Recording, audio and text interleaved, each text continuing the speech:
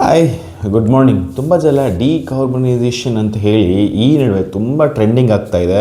ನಿಜವಾಗ್ಲೂ ಇದನ್ನ ಮಾಡಿಸೋದ್ರಿಂದ ನಮ್ಮ ಗಾಡಿ ಪಿಕಪ್ಪು, ಮೈಲೇಜು, ವೈಬ್ರೇಷನ್ನು, ಫುಲ್ಲು ಮತ್ತು ಎಲ್ಲದರಲ್ಲಿ ಮತ್ತು ಇಂಜಿನ್ ಲೈಫು ಎಲ್ಲನೂ ಕೂಡ ಎಕ್ಸಲೆಂಟ್ ಆಗಿಬಿಡುತ್ತೆ, ಏನೇನೋ ಆಗಿಬಿಡುತ್ತೆ, ಹೊಸ ಗಾಡಿ ಥರ ಆಗಿಬಿಡುತ್ತೆ ಅಂತ ಹೇಳಿ ಹಲ್ಚಲ್ ಹಬ್ಬಿಸ್ತಿರುವಂತಹ ಈ ಹೈಡ್ರೋಲೈಸ್ಡ್ ಡಿಕಾರ್ಬನೈಸೇಷನ್ ಅಥವಾ ಏನೇನೋ ಹೊಸದು ಹಿಂಗೆ ಹಾಕಿದ ತಕ್ಷಣ ಮೋರಿ ನೀರು ಥರ ಎಲ್ಲ ಈಚೆ ಬಂದುಬಿಡುತ್ತೆ ಅಂತೇಳಿ ನಾವು ರೀಲ್ಸ್ಗಳಲ್ಲಿ ಯೂಟ್ಯೂಬ್ಗಳಲ್ಲಿ ನೋಡ್ತಿರೋದಲ್ಲ ಎಷ್ಟು ಮಟ್ಟಿಗೆ ಸತ್ಯ, ಇದು ನಿಜವೂ ನಮ್ಮ ಗಾಡಿಗೆ ಅವಶ್ಯಕತೆ ಇದೆಯಾ ಇಲ್ವಾ ಅನ್ನೋದು ಇವತ್ತಿನ ವಿಷಯ. ಸೊ ಹಾಗಿದ್ದರೆ ಇದ್ರ ಬಗ್ಗೆ ತಿಳ್ಕೊಳ್ಳೋದಕ್ಕಿಂತ ಮುಂಚೆ ಈ ವಿಡಿಯೋ ನೀವು ಫಸ್ಟ್ ಟೈಮ್ ನೋಡ್ತಿರೋ ದಯವಿಟ್ಟು ಸಬ್ಸ್ಕ್ರೈಬ್ ಮಾಡ್ಕೊಳ್ಳಿ, ಹಾಗೆ ಪಕ್ಕದಲ್ಲಿ ಬೆಲ್ ಬಟನ್ ಕ್ಲಿಕ್ ಮಾಡಿ. ಕನ್ನಡದಲ್ಲಿ ಸಾಕಷ್ಟು ಕಾರ್ಗೆ ಸಂಬಂಧಪಟ್ಟಂತಹ ಮಾಹಿತಿಗಳನ್ನ ನಾನು ನಿಮಗೆ ತಿಳಿಸ್ಕೊಳಕ್ಕೆ ರೆಡಿ ಇದ್ದೀನಿ, ನೀವು ಕೇಳೋಕ್ಕೆ ರೆಡಿ ಇದ್ದರೆ ಖಂಡಿತ ಕಮೆಂಟ್ ಕೂಡ ಮಾಡಿ ಅಂತ ಹೇಳ್ತಾ ವಿಡಿಯೋನ ಶುರು ಮಾಡೋಣ. ಸೊ ಮೊದಲನೇದಾಗಿ ಡಿಕಾರ್ಬನೈಸೇಷನ್ ಅನ್ನೋದಕ್ಕಿಂತ ಹೆಸರಲ್ಲೇ ಇದೆ ಕಾರ್ಬನ್ ಅಂತ. ಸೊ ಡೀಸೆಲ್ ಗಾಡಿಗಳಲ್ಲಿ ಒಳಗಡೆ ಇಂಜಿನ್ ಎಲ್ಲ ಎಷ್ಟೊಂದು ಐಟಮ್ಸ್ಗಳಿದೆ ಅಂತ ಎಲ್ರಿಗೂ ಗೊತ್ತಿದೆ. ನಾನು ಲಾಸ್ಟ್ ವಿಡಿಯೋದಲ್ಲಿ ಕೂಡ ಹೇಳಿದ್ದೆ ಡೀಸೆಲ್ ಗಾಡಿ ಬಗ್ಗೆ ಎಷ್ಟೊಂದು ವಿಷಯಗಳನ್ನ ಹೇಳಿದ್ದೆ. ಸೊ ಅದರಲ್ಲಿ ಮುಖ್ಯವಾಗಿರುವಂಥದ್ದು ಆ ಪಿಸ್ಟನ್ ಪಟ ಪಟ ಪಟ ಪಟ ಪಟ ಪಟ ಅಂತ ಹೊಡೆಯೋಕ್ಕೆ ಶುರು ಮಾಡಿದ್ಮೇಲೆ ಗಾಡಿಯಲ್ಲಿ ಎಷ್ಟೊಂದು ಕೆಲಸಗಳೆಲ್ಲ ಆದಮೇಲೆ ಡೀಸೆಲ್ ಉರಿದು ಎಲ್ಲ ಆದಮೇಲೆ ಒಂದು ಬೈ ಪ್ರಾಡಕ್ಟ್ ರಿಲೀಸ್ ಆಗುತ್ತೆ. ಅದು ಎಲ್ರಿಗೂ ಗೊತ್ತು. ಸೌದೆ ಉರಿ ಎತ್ಕೊಂಡ್ಮೇಲೆ ಹೆಂಗೆ ಆಕಾಶದಲ್ಲಿ ಅಥವಾ ಪೈಪಲ್ಲಿ ಅಥವಾ ಗ್ಯಾಸ್ ವಾಲ್ವ್ನಲ್ಲಿ ಹೆಂಗೆ ಹೊಗೆ ಥರ ಬರುತ್ತೋ ಅದೇ ಥರನೇ ಗಾಡಿ ರನ್ ಆದಮೇಲೆ ಅಥವಾ ಗಾಡಿಯಿಂದ ಬರುವಂತಹ ಬೈ ಪ್ರಾಡಕ್ಟ್ ಎಕ್ಸಾಸ್ಟ್ ಮುಖಾಂತರ ಈಚೆ ಹೋಗುತ್ತೆ ಅಥವಾ ಸ್ವಲ್ಪ ಕಣ್ಣಿಗೆ ಕಾಣಿಸಲ್ಲ, ಹೀಗೆಲ್ಲ ನಾವು ನೋಡಿರ್ತೀವಿ. So it's a by products of ಏನು ನಮ್ಮದು ಫ್ಯೂಯಲ್ ಅಷ್ಟೇ, ಬೇರೆ ಇನ್ನೇನು ಇಲ್ಲ, ಸಿಂಪಲ್. ಆ ಕಾರ್ಬನ್ ಡೆಪಾಸಿಟ್ ಆಗಿರುವಂಥದ್ದನ್ನ ಕ್ಲೀನ್ ಮಾಡುವಂಥ ಪ್ರೋಸೆಸ್ ಬಂದು ಡಿಕಾರ್ಬನೈಸೇಷನ್. ಈ ಡಿಕಾರ್ಬನೈಸೇಷನ್ ಅನ್ನೋದಕ್ಕಿಂತ ಈ ಕಾರ್ಬನ್ ಡೆಪಾಸಿಟ್ ಆಗುವಂಥದ್ದು ನಮ್ಮ ಗಾಡಿಯಲ್ಲಿ ತುಂಬ ಕಡೆ ಡೆಪಾಸಿಟ್ ಆಗುತ್ತೆ.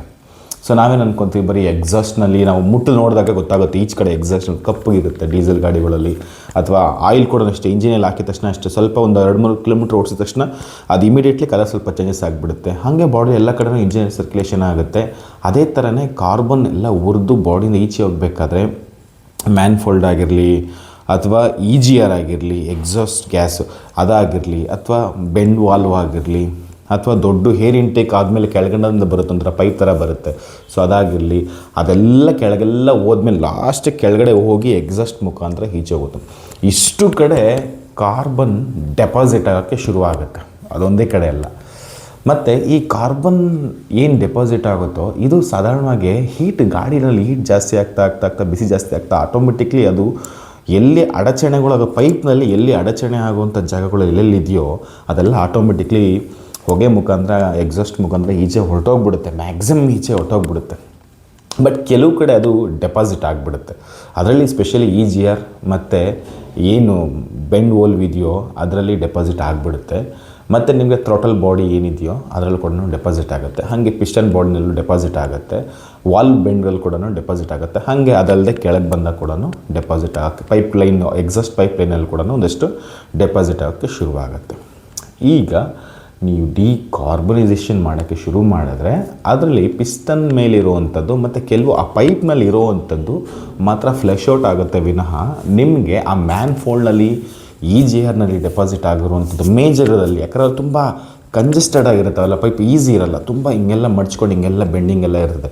ಸೊ ಹೇರ್ ಇಂಟೇಕ್ ಆಗುವಂಥ ಜಾಗ ಮಾತ್ರ ಫ್ಲೆಶ್ ಔಟ್ ಆಗುತ್ತೆ ವಿನಃ ನಿಮಗೆ ಎಲ್ಲ ಕಡೆಯೂ ಡಿಟೇಲಿಂಗ್ ಆಗಿ ಕ್ಲೀನಾಗಿ ಹೋಗೋಕ್ಕೆ ಚಾನ್ಸೇ ಇಲ್ಲ.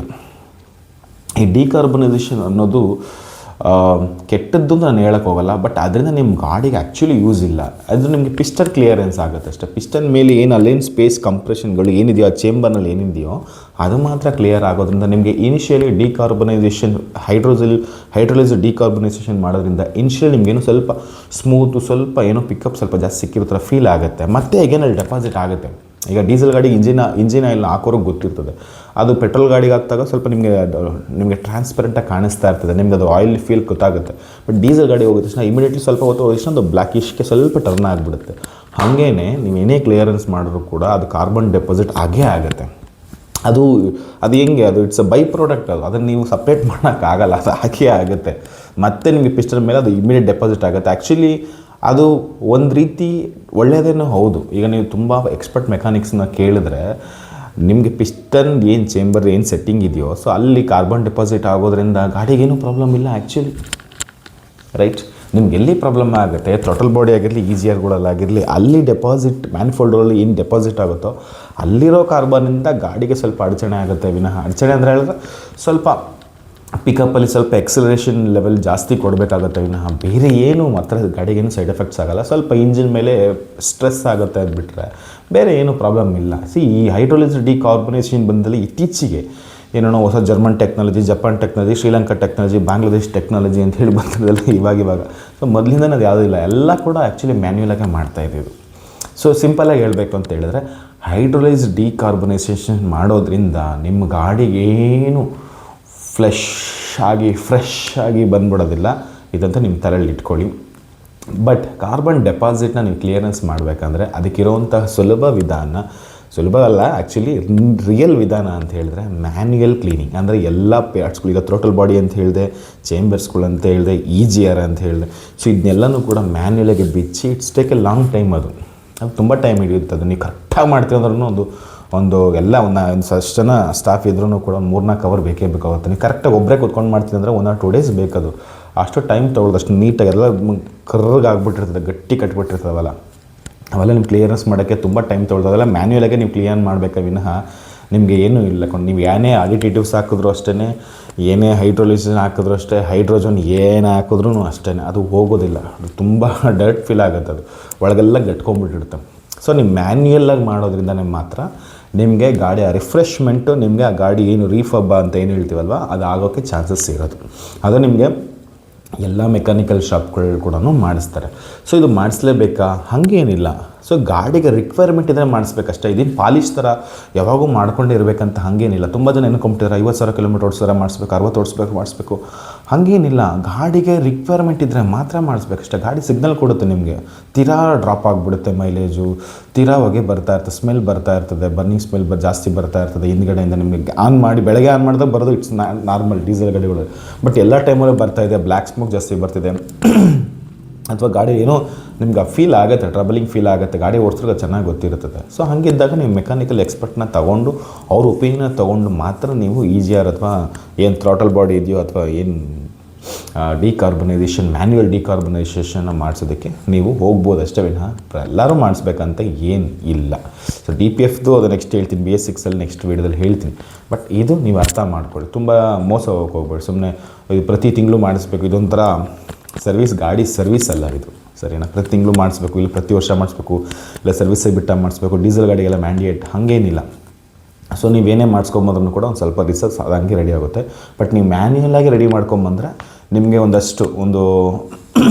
40,000-50,000 ಕಿಲೋಮೀಟ್ರ್ ಹೋಗೋವರೆಗೂ ಕೂಡ ನಿಮಗೊಂದು ಲೆವೆಲ್ ಗುಡ್ ಅಂತ ಅನಿಸುತ್ತೆ, ಫೀಲ್ ಕಂಫರ್ಟ್ ಅಂತ ಅನಿಸುತ್ತೆ.